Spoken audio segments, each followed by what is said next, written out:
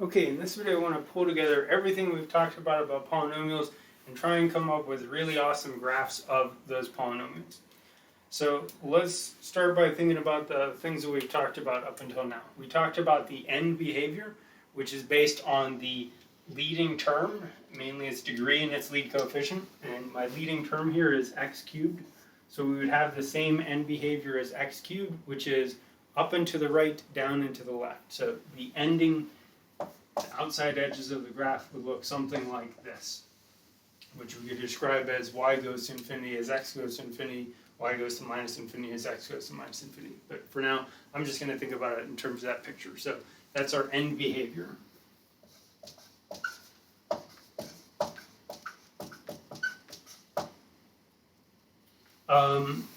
We talked about in the last video, or we alluded to in the last video, that the zeros or x-intercepts are going to be important. So conveniently, this graph has already been factored. And so if I wanted to find the x-intercepts, that means I'm setting y equal to 0. So I'm looking at 0 equals x plus 1, x minus 2, x minus 5.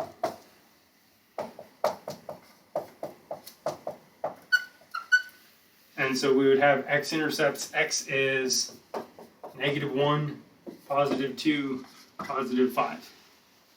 And so already from this information, I can draw at least a decent graph. I know that the function has to go through the x-axis at these points.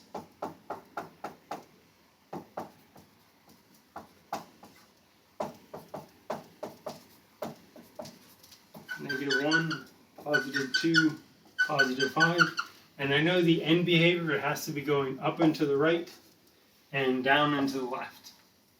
I don't know how high I should draw this, but okay. Down and to the left, up and to the right. And we still have some missing information in the middle, but we do at least know it has to go through these 3 points. In the last video, we talked about if we know where the zeros are, where the x-intercepts are, in between these two, I have limited options. If I can figure out that there's even a single point that's positive, that means that the whole graph has to be positive between those 2 points. If I can find a single point that turns out to be negative, that means the whole graph would be negative in between those 2 points. So basically, those are our 2 options. Either it's going to be a hump that goes up between the 2 dots, or it's a hump that goes down between the 2 dots. We couldn't have something like a weird squiggly in between the 2 dots. It has to be either something that goes up or something that goes down. We can't cross the axis in between because we said the only x-intercepts are -1, 2, and 5. So let me get rid of all this extra drawing. What I want to do now is check and see which one of those cases is it. In between, oops, fun fact, 4 comes after 3. In between 2 and 5, is the graph positive or is the graph negative? Well, all I really have to do is plug in x equals 3 or x equals 4 and figure out what the y is. Okay, I can do that. I'm going to draw it in a little bit of a strange way. I'm going to use a number line. I believe we used sign diagrams before. I'm going to do it again. So I'm going to draw a number line to represent my x-axis. And I'm going to split the number line into 4 pieces. Numbers bigger than 5, which is this far right end. Numbers between 2 and 5. Numbers between -1 and 2. And numbers left of -1. And then I'm going to pick a point in each interval and plug it into the function. So let's see, pick a test point in each interval.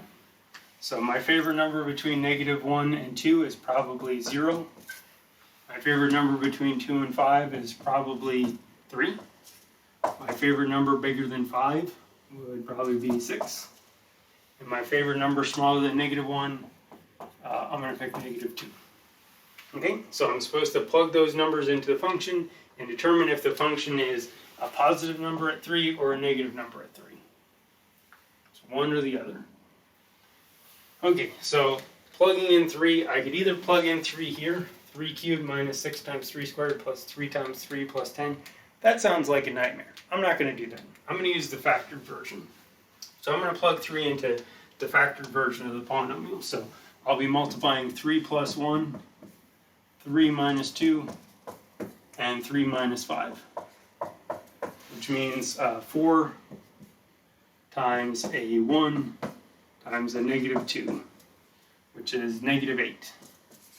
And this is our f of 3. It's the corresponding height when I plug in 3. So when I plug in 3, I get a point at height minus 8.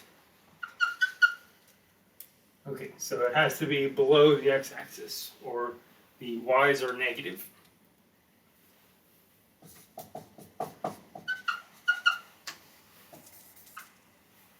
Okay, so if the graph is negative at 3, like we just talked about in the last video, it's got to be negative throughout the interval between the 2 points.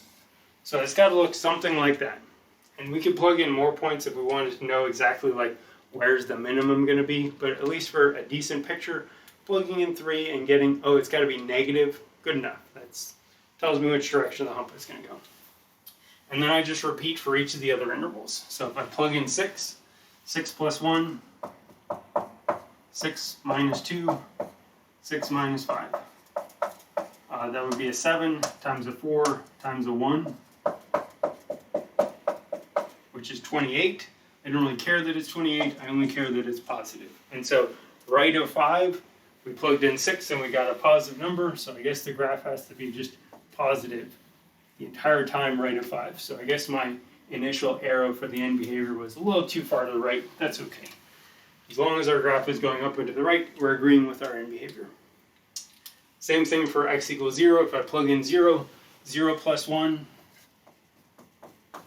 0 minus 2, 0 minus 5. I did not leave myself enough room, sorry. Which is a 1 times a negative 2 times a negative 5. Product of two negative numbers would be positive, so we get positive 10. Our answer is positive. So when we plug in 0, we got a positive 10. All that really matters is that we got a positive.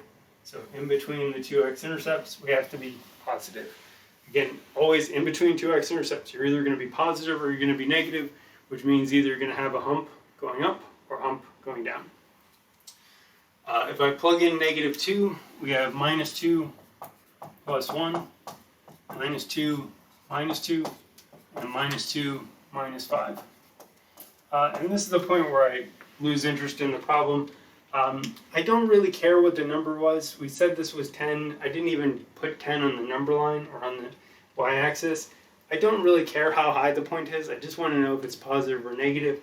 And so this is a negative number times a negative number times a negative number, and the product of three negatives, because two of them would cancel, would be negative. So if f of x is negative when we plug in negative 2, that means the graph has to go down and to the left. And so again, my arrow for the end behavior was not quite in the right area, but good enough. It was showing me which direction the graph should be heading in. Okay, let's take a step back and think about what we just did. On the left side, we were trying to graph y equals f of x.